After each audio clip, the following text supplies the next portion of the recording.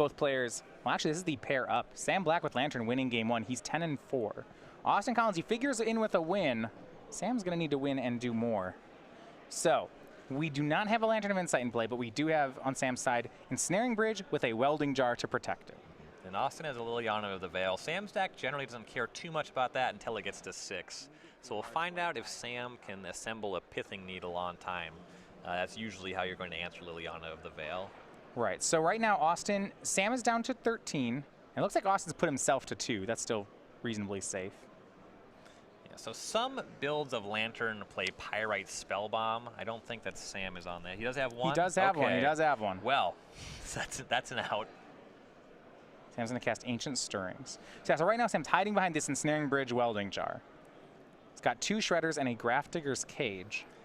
Resolving Ancient Stirrings, and this is 4 lands and a Search for Us kind of they can't grab. That's one of the worst Ancient Stirrings I've ever seen in my life. I've cast a worse one. I cast it when there was a Painter Servant on the board. That was worse. I tried to take a card, and this was even on, you can find this on YouTube. My opponent informed me that none of my cards were colorless. That is a fantastic story. And then I won anyway. I'm sure they... Well, I played perfectly. Your opponent did register Painter Servant in Modern. That's Mill a choice. for 2. It's a choice you can make. The other bad thing off the top, another Botanical Sanctum for Sam Black. Now Liliana's at 6, so Austin's threatening a Liliana Ultimate here. Sam kind of really just needed Pithing Needle right now. Yeah. On the Grixis side, do you wait a turn to keep the Liliana, or do you ultimate it right? Liliana's really bad, so I'm kind of fine. And his choice is a bridge versus everything. You can toss something with the bridge, but whatever. And it's sacrifice, so Welding Jar's no good here. Yeah. I mean, I guess, does Sam just have to pick the bridge? There is 13 power in play. And Sam's going to try to Welding Jar the bridge. We see Kolaghan's Command, getting back Street Wraith. Destroying the bridge in response. Sure.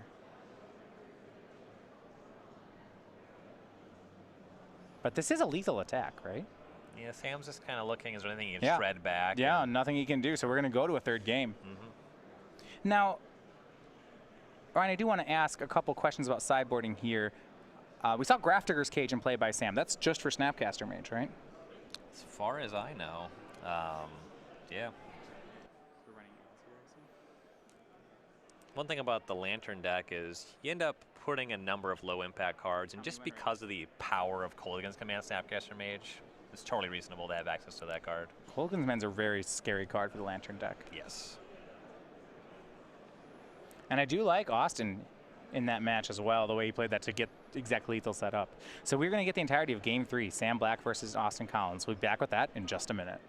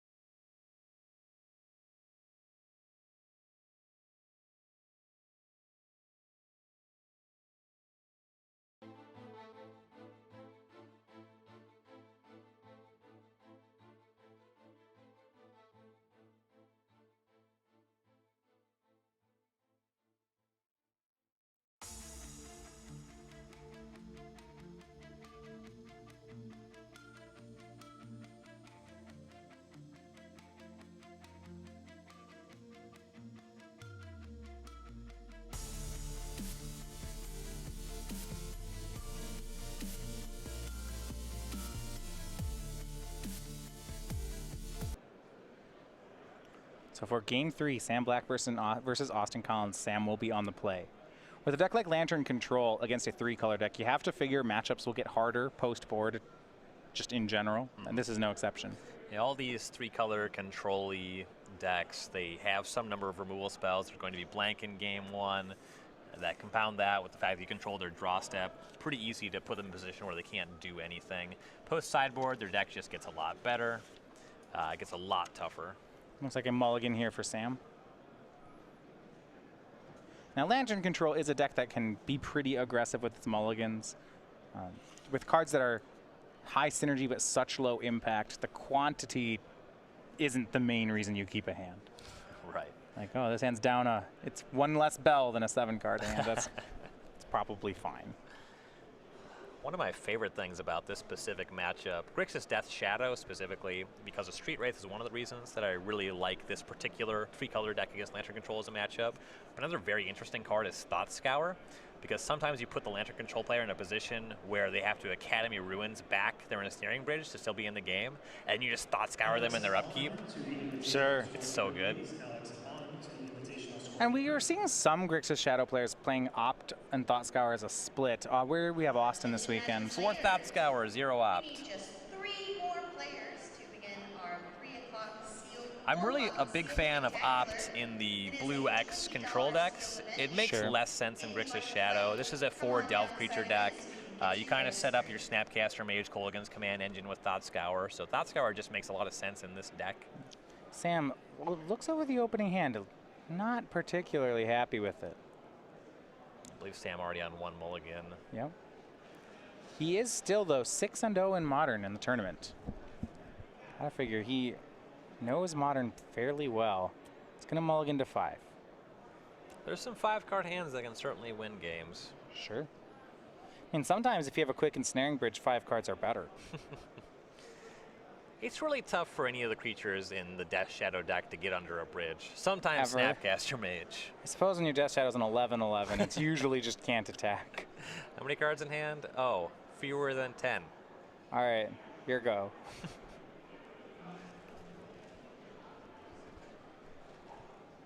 I mentioned this is a pair down for Austin Collins. With the win, he'll improve to 12-3, which we believe is locked for top 8. One of the other amusing decks to watch play against Lantern is Affinity, because they present some 0-power creatures, and that can make things all kinds of weird. I always like that. They can do tricks like attack with Signal Pest and then black put Cranial Plating on it. Right, or just Signal Pest Ornithopter.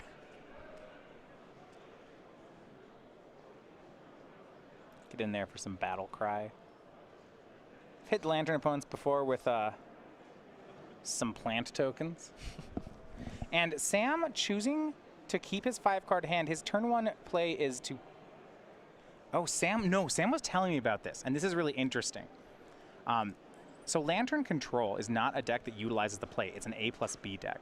So he's actually said that in about 1/3 of matchups in Modern, Sam actually chooses the draw. Sure, I'm into it. Much like 8-Rack always does. And this is a matchup he said against 3-color fair decks. He frequently chooses to draw. So the reason we're seeing Austin go first is that Sam's going second by choice. Yeah, I've taken the draw on a lot of blue-red X matchups in Modern. That makes a lot of sense to me. Yeah, he said that part of the online community with Lantern players, this was a data scraping innovation. This is a fun innovation here. Austin stride to the top of the Serum Visions, and Sam shredded it aggressively. Got a ceremonious rejection. So what happens, there's a collection of players, and I don't have all the names of them, but it was logging large amounts of Lantern data, and they started looking at win percentages when they're on the play versus draw, and slowly developed a strategy of there was a much larger number of matchups that they were actually winning more on the draw. Sure.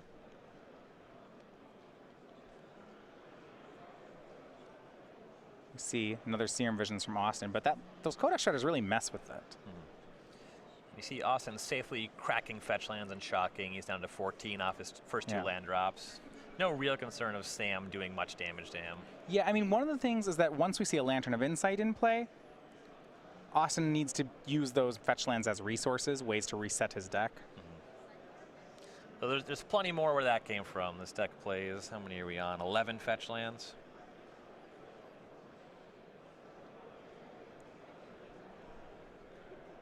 For Sam, it's going to be a Lantern of Insight. All right, he's got the 2 pieces from his 5-card hand. Combos online. Yeah, lands on top for both players.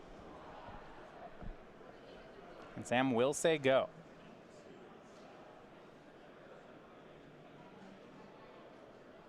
Thought Scour on top for Austin Collins as he draws the Bloodstained Mire. And now what I'm interested in is what Sam is going to value here. What are the things he's going to try to keep Austin off of? Yeah, when you only have one shredder, it's a little bit tough. There's not very much that you can shred on your own turn. Right. You generally have to save it to activate on your opponent's turn, just so you don't accidentally let a Kolaghan's Command or a Snapcaster Mage slip through. Yeah, certainly Snapcaster Mage is never allowed. There's a lot of small things you fight over if you have multiple Bell or Shredder effects. For example, Austin previously had a Thought Scour on top of his deck before he shuffled, and that's one of the ones you kind of want to flip away just because it can draw a card at instant speed. Austin will make Death Shadow here. But yeah, the biggest hits, the Kolaghan's Command and Snapcaster Mages, those are the ones that you really can never let them have. Right. With only one control, that might be what Sam has to hold on for. He is going to make Ensnaring Bridge. Ooh, and no counterspell for Austin. No. We saw one Samurai's Rejection get milled. 2 cards in Sam's hand, so the Shadow can attack once here, but that's not what's important. Austin's going to have to remove the bridge to win. I really hope Austin wasn't holding a Snapcaster Mage when he cast that Death Shadow. He would love to have countered this Ensnaring Bridge. Sure. And we're going to see Liliana the Last Hope. This from card's Austin Collins. Pretty good against the Lantern deck. Yeah, well, You Sam... just have to not get needled. Yeah, we don't have to... It's because of the -2, though, right? Sam actually can let it ultimate. That's fine. Yeah, the ultimate's nothing. The ability to rebuy Snapcaster Mage is very powerful. Sure, you -2, you mill Snapcast Mages, and you just start putting them in your hand. Yes. That's really unstoppable for the Lantern deck. And we see this is a nice sequence to get some extra damage. Austin attacks. It's a 2/2 and it attacks. Then he's going to fetch Shock. So it looks like Sam will take 5. Yep.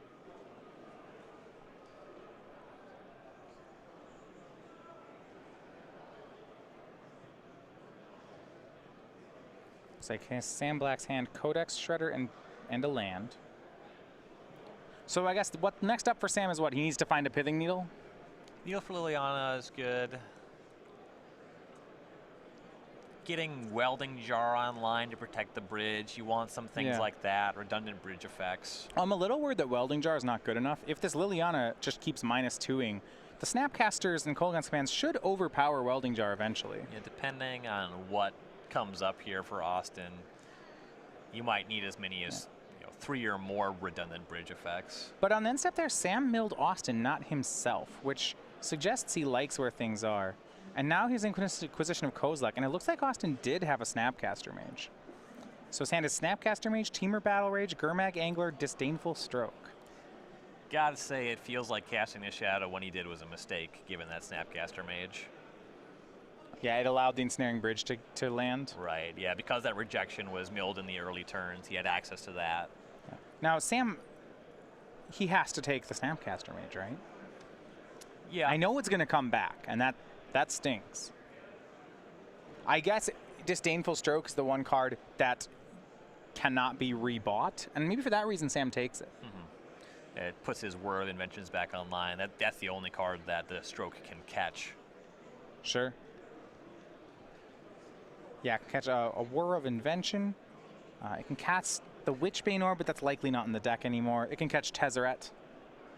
Yeah. I'm not sure that this is a matchup where they bring in Tezzeret. Maybe it is.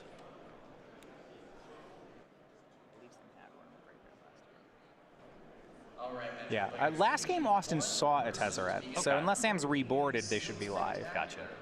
You would like to be that one person to play this $20 6-pack Mixalon. We go over to Austin. Please make your way to the side event registration. We know he has Snapcaster Mage, Teamer Battle Rage, Gurmag Angler.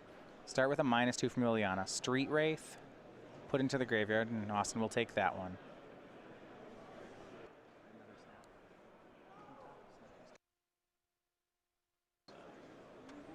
And that's another Snapcaster Mage on top of the deck, so Sam's going to Codex Shred that one. And Austin, in response, will Street Wraith to snag it away. So now 2 Snapcasters in Austin's hand. And Stubborn Denial on top. This is like why I was thinking it's a difficult matchup for Lantern is you see then he draws this, the Stubborn Denial gets milled, and oh look, there's a Kolaghan's Command under it. This is really difficult. There's too many things Sam has to be milling right now. Right, you have to do something about that command. Yeah, but there's 2 Snapcasters in Austin. You have to start actually denying Austin his 5th land drop. Once you see that one online. Then you can produce a Pixis of Pandemonium. You can exile the Kolaghan's Command. Yeah, and that's great. That is time. One thing about Death Shadow versus other builds of Grixis is Austin only has 1 copy of Lightning Bolt. Okay. So it's a little bit harder to leverage your Snapcaster mages. Though once you get access to Kolaghan's Command, that's generally a lot better than the Lightning Bolts. Having some of those chip shots, that can matter a lot, though. And that clock up at the top is the round time for both players here, and that's going to become an issue. Got to figure that a draw for Sam Black would kill him for top 8. Yeah, and Austin would be pretty happy to take a draw. He'd much prefer a win. Right. I guess not happy to take a draw. It's fine. Not terribly disappointed. Yeah. We're seeing a Whir of Invention here happening. Yeah. This is a Snapcaster Mage targeting Stubborn Denial, and then Sam, while that's in play, is going to go ahead and Whir of Invention. And Thought Scour for Austin. It looks like he's going to Thought Scour Sam off the Thoughtseize. And he'll draw the Kolaghan's Command. Okay. I do like that. Sam asks if the Whir of Invention's okay. And my guess is before Austin got the Kolaghan's Command in his hand, and actually Sam still might just get Grafdigger's Cage. That shuts off the Snapcasters. He still has 1 Welding Jar to protect from the Kolaghan's Command, and yeah, that will be the play. Sam gets Grafdigger's Cage. Yeah, that's pretty powerful here. 1 blue floating for Austin, but that clock is ticking away, and you know, Sam Black's Lantern deck doesn't really have the closing speed to win here. And this build of Death Shadow is on only 2 Kolaghan's Command, so not very heavy access to that. No sideboard engineered explosives either. Those are typically the tools you would have available in a Grixis deck for actually dealing with artifacts on the battlefield.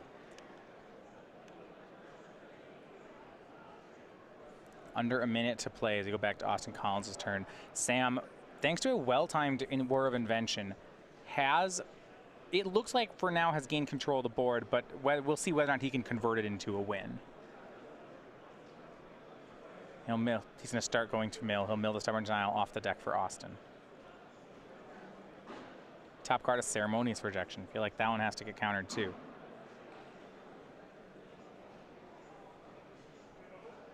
Sam draws a bauble. Welding Jar waits on top.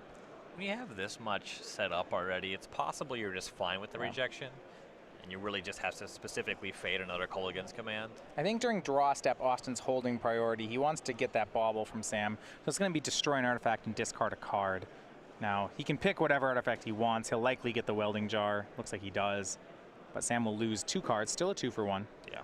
Targeted the cage, because if you hit the cage, then you have access to Snapcaster Kolaghan's Command. So yeah, just going to get the jar.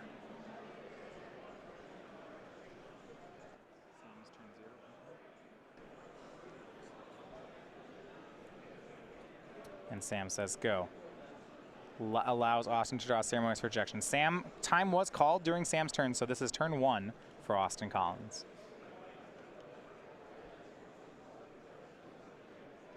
And he knows he's close. It looks like we're headed to a draw here. That will eliminate Sam Black if that result stands. Austin Collins then will drop to 11-3-1. He will face a win-and-in next round. Cash uses his Liliana, gets a Street Wraith. Liliana is down. This is the kind of thing where if we were playing untimed, Austin wouldn't have gotten rid of that Liliana. No, he would have spent this turn plussing and then maybe minus on the following turn. Right. With so few turns left, you don't need to play for the future. It doesn't exist. Turn 2 for Sam. Top card Tezzeret. Okay, that actually is perhaps a way that Sam can win. If he could build up to an ultimate, Austin's put himself to 6. Yeah, no, the issue is that Sam's next turn is turn 4. Tezzeret can't ultimate. It looks like Sam's going to would present lethal on turn 6 of extra turns. Now that turn doesn't exist. It's very close.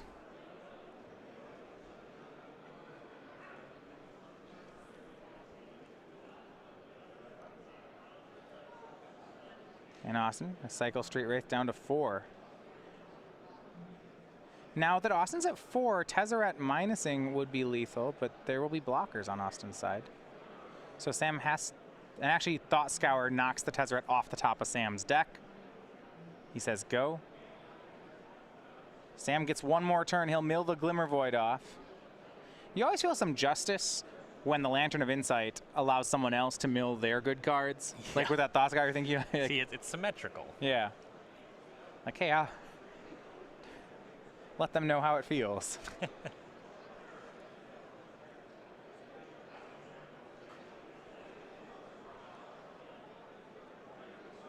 Austin just needs that second Kolaghan's Command off the top here against an active Shredder. I just don't see how you set that up.